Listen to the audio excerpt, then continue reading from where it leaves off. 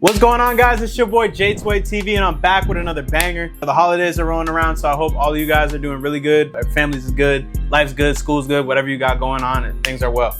Happy birthday! We got a lot of things to talk about. So there's some new Avatar leaks, some very new Avatar leaks that have released. If you don't want any spoilers, you can go ahead and click off the video now. But if you tapped in and you really want to know what's going on and stay up to date with all the new Avatar stuff, then lock it in with your boy. Let's get to it. Before we get into the video, I just want to say, guys, can you please like and subscribe for your boy? It really helps for the YouTube algorithm as I continue to try and grow this page.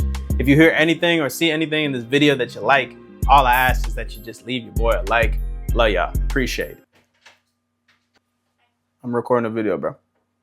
The new Avatar series will be coming out sometime in the near future. The leaks are saying 2025, 2026. So it's coming up quick. No, Juge. Sorry.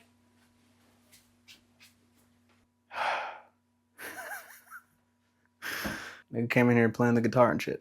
Like I'm not recording a video. What we came to find out is that the new Avatar series is going to be called something along the lines of like Avatar Aurora or Avatar Aura, something like that. Is essentially going to feature twin avatars. They're both female characters separated at birth. One of them lived an affluent life, is really good with their bending, prodigy type thing, which, you know, resembles more of Korra. And the other one is going to be, you know, living more in poverty, not as naturally talented and gifted with their bending. Obviously, I think they're trying to show more to do with Aang. I do plan on making a video of me going more into depth about all the names of the characters that we know that are going to be in the series, how these leaks ended up coming out, some more into depth thoughts that I have about how the series will be perceived, if I think it'll be good or not, all those type of things, you know, even comparing it to Korra and doing a deep dive on some of the possible plot holes or things that don't make sense from the previous two series into the next one. But I thought this video would just be a quick, fun little video of my kind of initial thoughts and reactions to the leaks and the new information we have about the upcoming Avatar Studio series, and taking a look at some other people's initial reactions that I found whilst going TikTok. So without further ado, let's take a look at our first clip.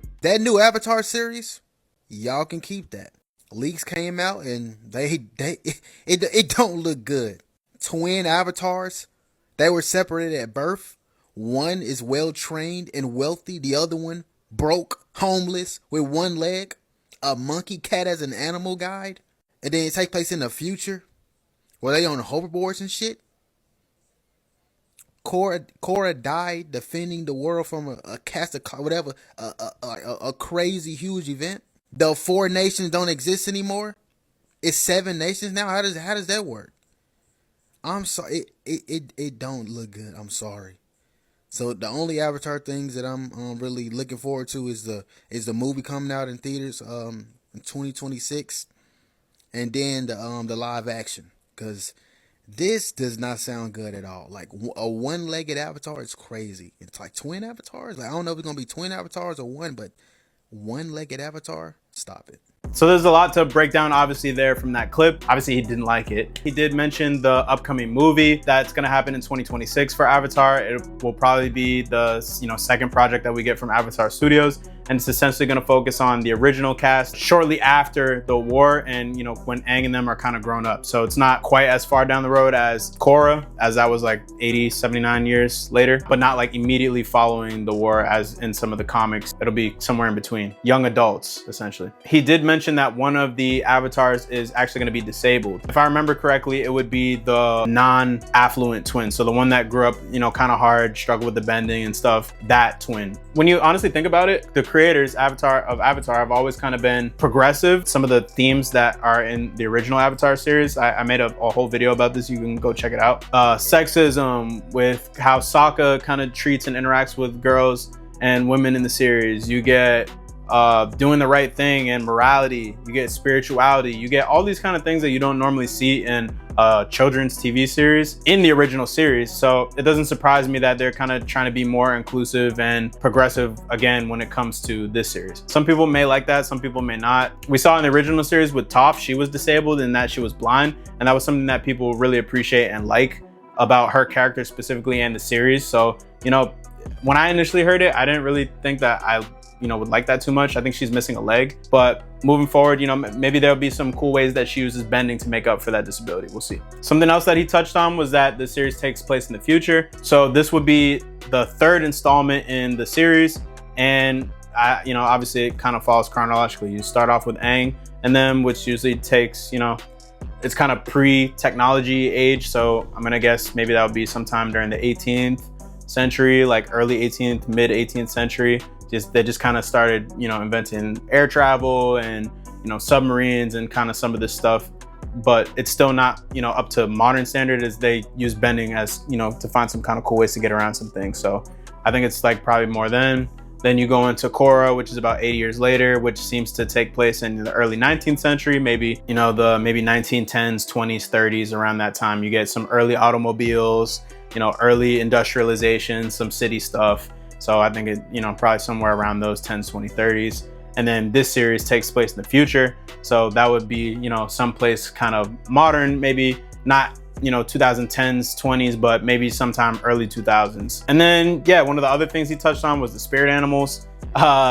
I don't know if I can show kind of what the spirit animals look like. Man, I'll try to throw up a picture, but hopefully I don't get demonetized for this. But they kind of look kind of cuddly and kind. I don't know. Appa was kind of like this fierce battle thing, and even Korra's like snow bear panda was kind of dope looking, you know. But these ones look kind of soft and cuddly. So I don't know. I think I read somewhere, I can't confirm this, but I think I read somewhere where the creators were saying that they designed this to be more for the younger audience, you know, kind of how Avatar was, I guess. And then Korra was for an older audience. So I guess maybe they were trying to return to the original source material with that idea, but I don't know if that went into the character design, but I'm not exactly loving it to start. And it seemed kind of lazy also, even where you see that, you know, for one twin, again, the light and the dark, one of their spirit animals is kind of this light white creature with, you know, an emerald in their forehead, and then the other one is the exact same thing, just inversed, and it's, you know, kind of black and white. So I don't know. Again, it's too early on to see, but with the storyboard and kind of some of the leaks, not really loving that in particular. I would have liked to see something cool like a dragon, or maybe, you know, I don't know, something like look a little more menacing and could draw in some of the OG fans like myself that grew up with the original Avatar, then had Korra in my early, you know, when I was 10, 11, 12, and then now getting this other series when I was an adult. But we'll have to see what happens with that. All right, let's take a look at our second clip. We just got the first plot details for the new Avatar show taking place after The Legend of Korra, which is apparently going to make Korra the strongest Avatar of all time. And unfortunately, a lot of Avatar fans are not liking the details at all. I'll talk about Korra's crazy power feat in a second, but first you need to know that the next Avatar after Korra has been revealed to be an earthbending Avatar who is a girl amputee with a missing left leg, and she is going to have an identical twin sister. This is really all we know about the twin sister Avatar so far, and to me this sounds like an incredible concept of a story. Now, the details of Korra's insane power feat is that in order to stop a world-ending event, she will be forced to reshape the entire world from the original 4 nations to now 7 nations by literally shifting and separating all the continents in the world with her bending. If this is true, this would make her the strongest Avatar of all time. So honestly, I kind of don't mind the idea of Korra being the strongest Avatar of all time. I mean, she kind of was the strongest Avatar of all time, at least from the ones that we've seen, in that she mastered bending at a really early age. Some of the foes that she fought were way stronger than any of them, the ones that we saw Aang fight in the original Avatar series.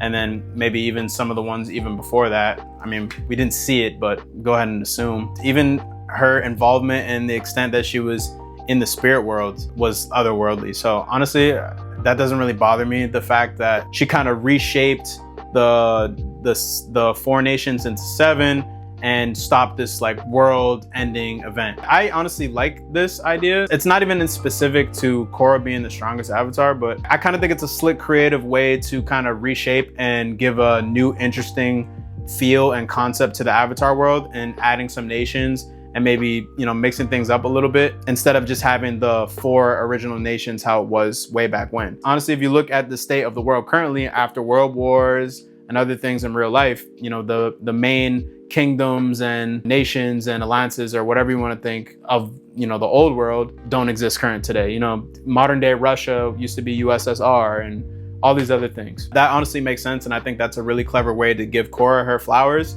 and maybe have some younger viewers tune into, you know, some of the older series that maybe they have no idea about if they don't have older siblings, or, you know, just kind of give them a refresher. And super interesting way to spice things up and kind of make it more interesting. But yeah, I mean, this guy seems like he was pretty hyped and interested in the new series. The other guy, not so much, but you know, as with anything that comes out, people are gonna have mixed reviews. People are gonna have things that they like, don't like, complain about, you know, get hyped for. It's just kind of the nature of the beast, but I'm really excited for it. I think it can be cool. I really like the idea of having Avatar Studios as its own thing and bringing us some more Avatar content. I haven't really seen anything Avatar related, you know, with the exclusion of the Netflix series, which was, it was meh. I haven't really seen anything worthwhile, obviously, since I was like a little kid, like teenager, and then even before that, like as a very young child, growing up watching the original Avatar series. So it's kind of dope to get some new content coming out. As I said, make sure you guys watch out for that next video where I kind of go more into depth about some of the Easter eggs, leaks, things that make sense, things that don't make sense, things to look forward to coming up with the new Avatar Studio series. But without further ado, I'll get back with y'all.